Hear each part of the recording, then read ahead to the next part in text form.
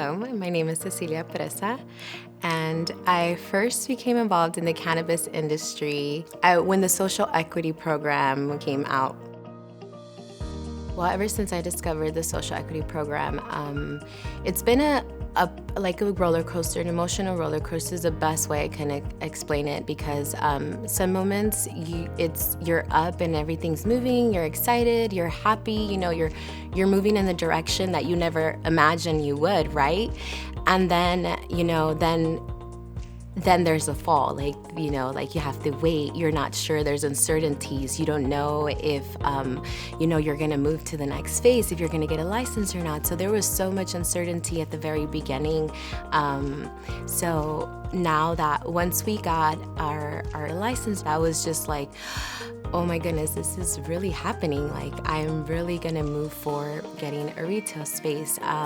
So the relationship with the social equity program has definitely been a tough one, yet a rewarding and very exciting. My emotions, it spikes my emotions everywhere. It brings out fear, happiness, joy. So I'm always like, what's next? I was very grateful to see the Sparks program roll out when DCR mentioned that they were going to have stakeholders involved in this.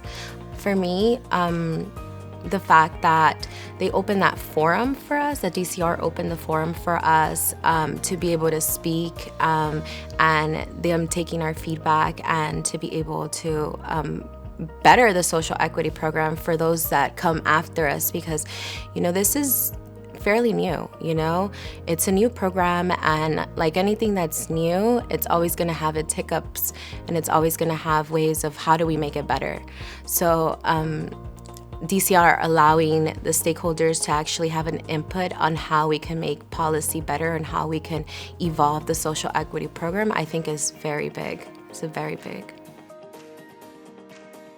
Come in with the mentality knowing that you're not going to make quick money.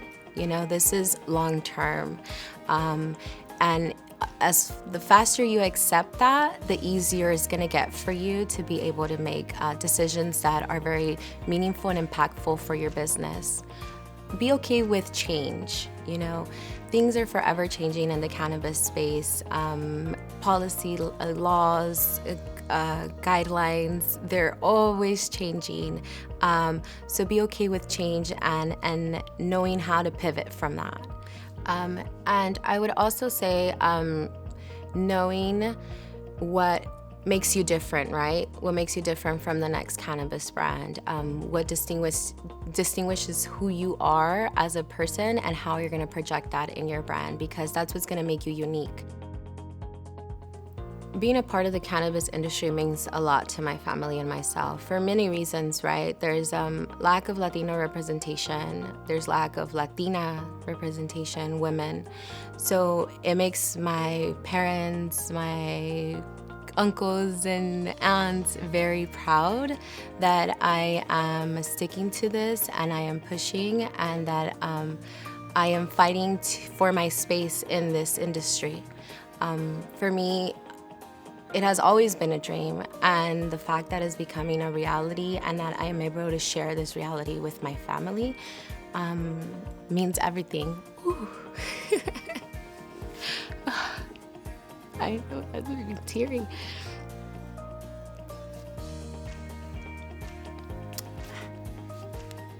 Sorry. It brings tears of joy, tears of joy, just simply because it was something that was unreachable for a very long time, and you've never thought that you'd be in this position.